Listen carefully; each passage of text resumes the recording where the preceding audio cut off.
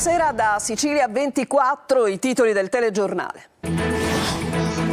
Giovanni Salamone, reo confesso dell'omicidio della moglie Patrizia Russo, ha tentato il suicidio in carcere. La polizia penitenziaria blocca il gesto dell'agrigentino. Tregua maltempo in Sicilia, parte la conta dei danni. Le piogge consistenti non portano vantaggi sul fronte della crisi idrica. Corsa contro il tempo per riaprire le scuole di Licata. Catania, il violento nubifragio che si è abbattuto in città, il volto di Angela, la giovane nigeriana, ha salvato un uomo dalla furia dell'acqua. A Catania, nel quartiere Picanello, lo spaccio avveniva porta a porta. Arrestato un pusher di 54 anni, l'uomo a bordo della sua auto portava la droga a chi ne aveva fatto richiesta.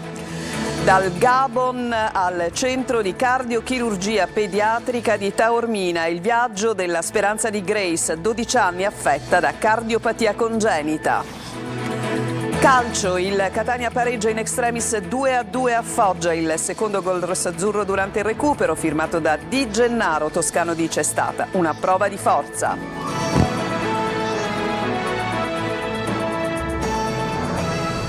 Bentrovati, apriamo il nostro telegiornale tornando a parlare della vicenda del femminicidio di Solero, in provincia di Alessandria. Giovanni Salamone, originario di Agrigento, esattamente come la moglie, è reo confesso dell'omicidio, ha tentato di togliersi la vita in carcere, a bloccare il gesto dell'uomo. La polizia penitenziaria, sentiamo Davide Sardo.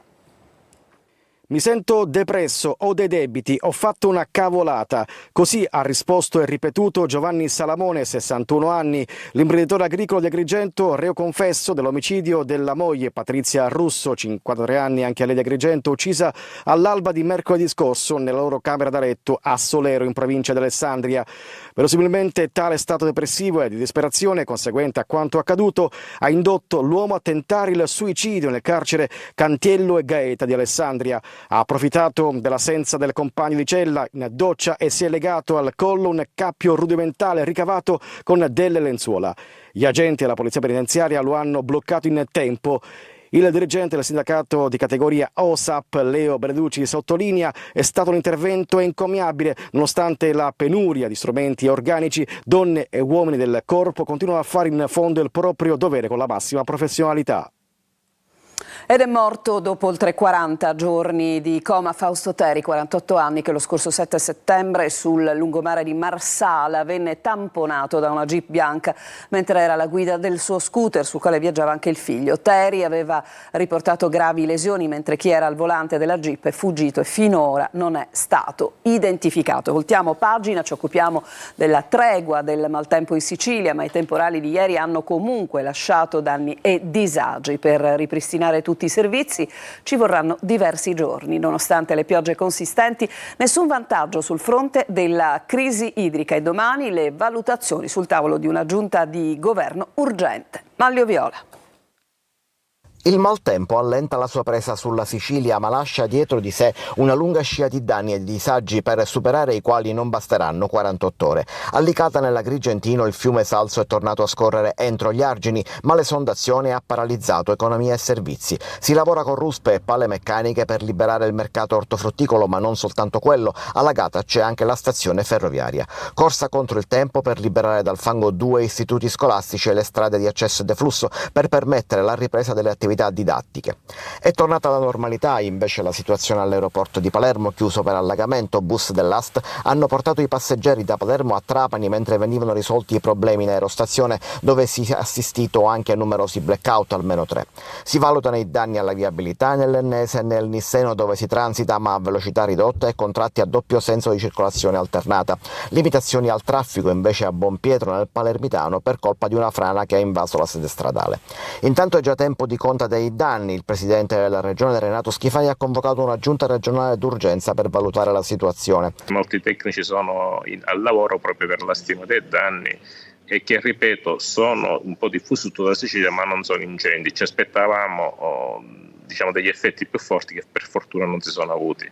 Una situazione anche nel Catanese diffusa di danno. Catania città, come abbiamo visto, si è allagata in diverse aree, ma anche tutti i paesi dell'Interland. Conta dei danni anche dopo la tromba d'aria a Portopalo, dove si sono registrate le raffiche di vento più forti della regione, anche se non è l'unica zona dove il vento ha fatto forse più danni dell'acqua.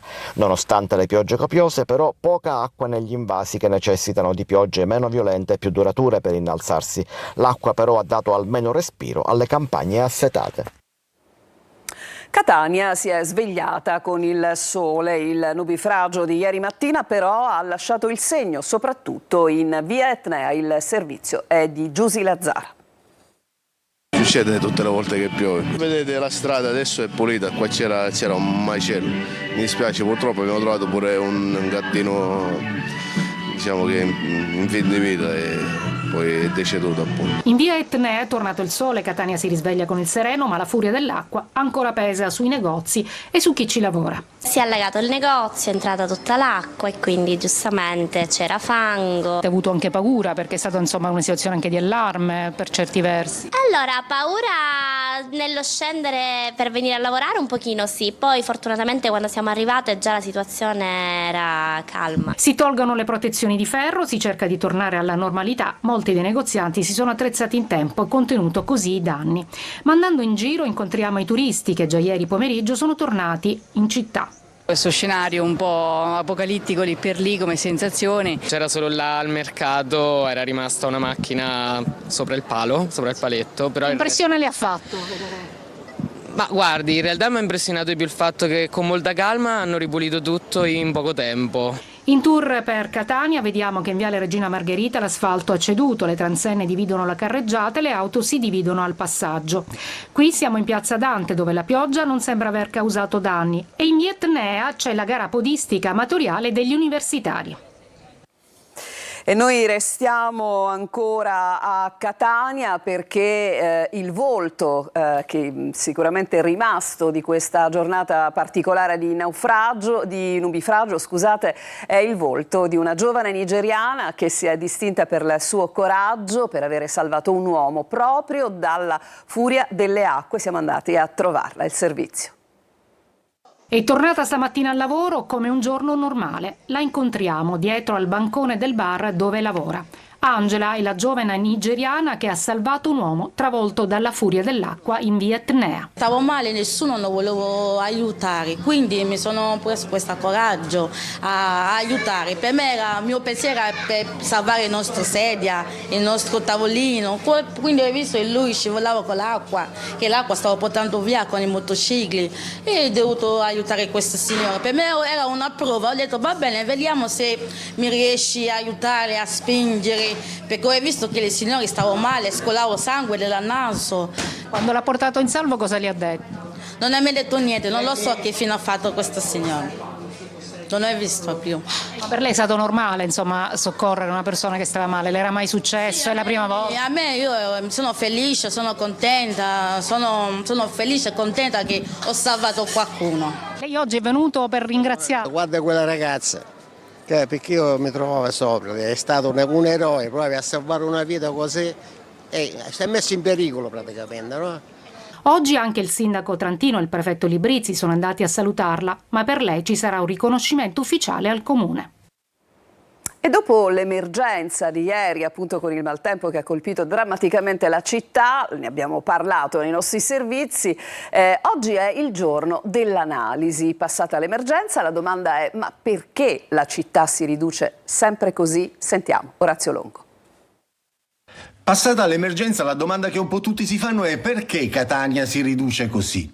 La CGIL ricorda le vittime di 3 anni fa. La pioggia di sabato non ha causato perdite umane, dice Carmelo De Caudo, segretario del sindacato, ma ha messo a rischio persone e cose, con la città ingabbiata nella lentezza a reagire al rischio idrogeologico. Sui social l'intervento del sindaco trentino che spiega: gli allagamenti non sono prodotti solo dalle acque di pioggia, ma provengono da tutti i comuni della cinta urbana, e aggiunge: non c'entrano niente le catitoie otturate, nessuna catitoia è ostruita, sono tutte quante pulite. La verità è che non ce la fanno a intercettare questo flusso d'acqua enorme che giunge da monte. Tutti frutto di diciamo una concezione del passato che non sempre è riferita ad errori, ma anche al fatto che comunque il cambiamento climatico mette del suo. Oramai le piogge di adesso non erano certamente quelle dell'altro ieri. Adesso noi con l'università stiamo cercando di capire cosa si può fare, ma è certo che non si potrà fare nulla nel brevissimo periodo. Dobbiamo essere in condizione di programmare per arginare questo fenomeno il prima possibile. Per Tuccio D'Urso, ingegnere, già direttore generale del comune ai tempi di Scapagnini, basterebbe poco per porre un rimedio alla situazione. Si possono fare una decina di piccoli interventi, fra cui allargare il canale che passa dal villaggio Santa Maria Goretti, il canale che passa sotto la pescheria Lamenano, facendolo diventare almeno 5 volte più grande per non allagare più la pescheria. Si può collegare Piazza Stesicoro alla fognatura di Corso Sicilia. E restiamo a Catania, cambiamo decisamente argomento. Spacciava alla guida della sua auto con la tecnica della consegna delle dosi porta a porta. È stato arrestato un 54enne. Il servizio. La tecnica era quella del delivery door to door, insomma la consegna porta a porta, solo che non consegnava pizze o saltimbocca, ma droga.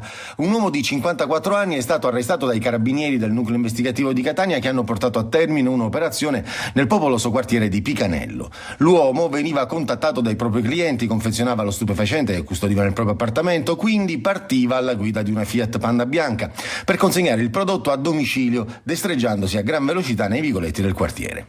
Per arrestarlo, i carabinieri hanno prima messo in atto un lungo periodo di osservazione dell'attività in cosiddetta modalità discreta, insomma senza farsi accorgere.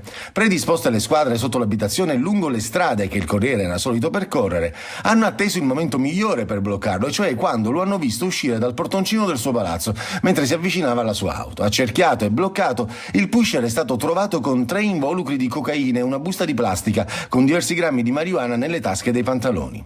Estesi i controlli nell'appartamento, in una stanza adibita a lavanderia hanno rinvenuto in uno scaffale uno zaino di colore scuro, come si vede dalle immagini, al cui interno vi era un'altra busta con ulteriori 30 bustine di cocaina per un peso complessivo di 30 grammi e 280 grammi di marijuana. Rinvenuto anche un bilancino digitale di precisione. Tutta la droga è stata sequestrata mentre il pusher è stato posto a disposizione dell'autorità giudiziaria che ha disposto la misura dell'obbligo di presentazione alla polizia giudiziaria. Adesso ci fermiamo, torniamo tra poco dopo una breve pausa. Vi racconteremo il viaggio della speranza verso la cardiochirurgia pediatrica di Taormina di una bambina di 12 anni. A tra poco.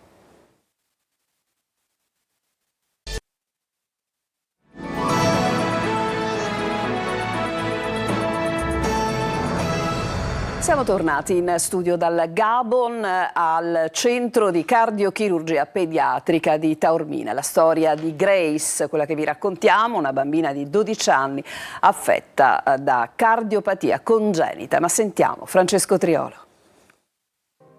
Un'altra storia di solidarietà, di buona sanità, un altro viaggio ricco di speranza. È quello che Grace, 12 anni, e la sua mamma hanno compiuto da Libreville, capitale del Gabon, fino a Taormina, più di 5.000 chilometri, per cercare una seconda chance di vita. La storia che arriva dalla cardiochirurgia pediatrica di Taormina è una delle tante che ormai i medici del Centro di Eccellenza del Bambin Gesù sono abituati a raccontare. Grace è affetta da una cardiopatia congenita complessa caratterizzata dalla malattia di 2 valvole del cuore e del setto interventricolare, problematiche che rendono l'intervento molto lungo e complesso a cui verrà sottoposta dal team del dottor Sasha Gati. Grace è arrivata a Taormina grazie al Ministero della Salute e all'associazione Una Voce per Padre Pio, che hanno lavorato al consolato di Libreville per il rilascio dei visti per la bambina e per la madre. Dall'individuazione da parte del governo italiano del CCPM di Taormina come referente nazionale per il piano Mattei per l'Africa, diverse attività sono state già compiute. Oltre agli interventi ai bambini portati in Italia e quelli eseguiti nell'ultima missione nello Zambia, dove sono stati operati 30 bambini, l'equipe medica e infermieristica è pronta a fine mese per un'altra missione in Tanzania e nelle settimane successive sia in Benin che di nuovo nello Zambia. Sino ad oggi sono 60 i pazienti che da luglio a fine ottobre hanno ricevuto e riceveranno un intervento chirurgico all'interno del piano Mattei. sia nel loro paese di origine che attraverso i trasferimenti presso il centro di cardiochirurgia pediatrica di Taormina. Nella base americana di Sigonella è già tempo di Halloween tra zucche, dolcetti e scherzetti. Eva Spampinato. La festa di Halloween è arrivata in anticipo nella base NAS 1 di Sigonella. Zucche, costumi mostruosi, hot dog e tanto divertimento. Ma in realtà questa è la festa d'autunno, nella tradizione americana la festa del raccolto e dei sapori. Grazie a questa festa che celebra l'autunno, ma allo stesso tempo celebra anche l'amicizia fra siciliani e americani che risale dal 1959. Ci sono tantissimi italiani che stanno partecipando. La festa ingloba anche la famosa tradizione di Halloween, quindi vediamo tantissimi bambini e adulti vestiti in maschera e soprattutto c'è la possibilità anche di assaggiare del cibo tradizionale americano che viene proprio cucinato come se fosse fatto in casa. Una grande gioia per i più piccoli che hanno potuto ripetere la famosa frase dolcetto o scherzetto e riempire i propri sacchetti di dolciumi. Ci sono delle pentole in cui ci sono delle cose tipo spaghetti, marshmallow, cose così e ci sono anche dentro caramelle oppure giochini vari e tu devi pescare caramelle e giochini vari.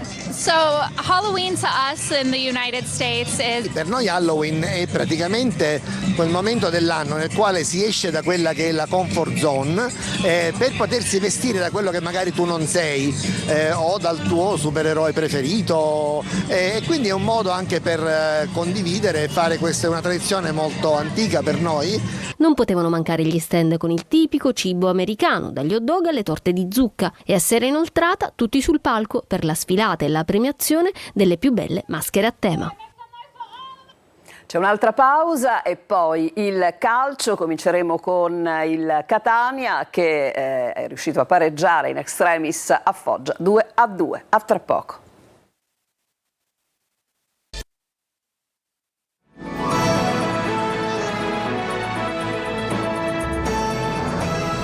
Siamo al calcio. Foggia-Catania è finita 2-2 con il gol del pareggio rossazzurro durante il recupero di Di Gennaro per mister Toscano. È stata una prova di forza della squadra. Lo sentiamo al microfono di Marco Carli.